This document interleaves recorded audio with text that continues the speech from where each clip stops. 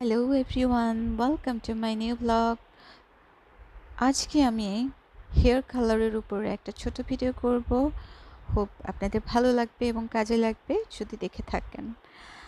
এটা আমি অর্ডার করেছিলাম একটা পেজ থেকে। এখন এটা আনবক্সিং করছি। এটার অনেক কিছুই আমি টুকটাক জানাচ্ছি আপনাদেরকে। যারা ফার্স্ট ইউজ করবেন তাদের জন্য কাজে লাগবে। এটা একটা মামাআর্থ ব্র্যান্ডের একটা ইন্ডিয়ান প্রোডাক্ট। পেজের নামটা এই মুহূর্তে মনে পড়ছে না, সেই পেজ থেকে আমি নিয়েছিলাম।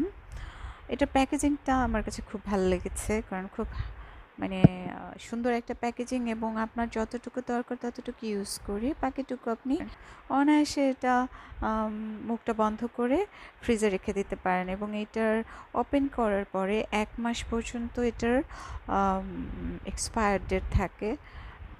সো আপনি মাসে 2 বার 3 বার ইউজ করে এটাকে শেষ করে দিতে পারেন। ইনগ্রিডিয়েন্টসগুলো এখানে লেখা আছে।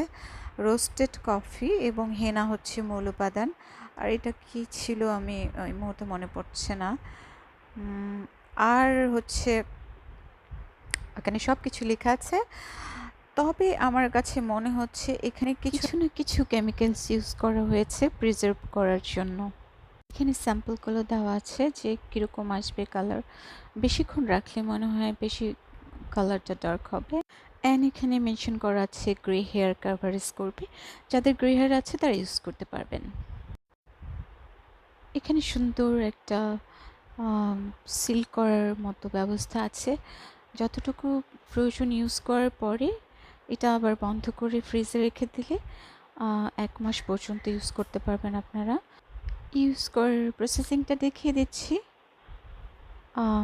যেহেতু এটা অনেকদিন ধরেই হয়তো বোতলের মধ্যে আছে, এই প্যাকেটের মধ্যে, সো এটাকে একটু ভালো করে শেক করে নিয়ে একটু ম্যাসাজ করে নিয়ে তারপর ঢালতে হবে। তারপরে জমে আছে অনেকখানি। প্যাকেজিংটা খুব ভালো লেগেছে আমার কাছে। তো যার যতটুকু দরকার চুলের লেন্থ অথবা চুলের ঘনত্ব বুঝে অতটুকু নিয়ে নিলে হবে। আমি আপাতত এইটুকু নিয়ে আমি টেস্ট করব। অ্যাকচুয়ালি আমি প্রথমে এটা ইউজ করছি, সো আমি এটা অ্যালার্জি টেস্ট করার জন্যই অল্প করে দেব শুধুমাত্র। কিছু চুলে যে কী কালার আসে এবং কোনো অ্যালার্জিক রিয়াকশন হয় কি না। যেহেতু এটার মধ্যে প্রিজারভেটিভ টাইপের কিছু তো অবশ্যই আছে, যেহেতু এটা লিকুইডই, একটা ভেজা একটা জিনিস প্যাকেটের মধ্যে আছে। এটাকে অ্যাপ্লাই করে তারপর রেজাল্ট দেখাবো আরেকটা পর্বে। So take care, bye, see you soon ইনশাল্লাহ।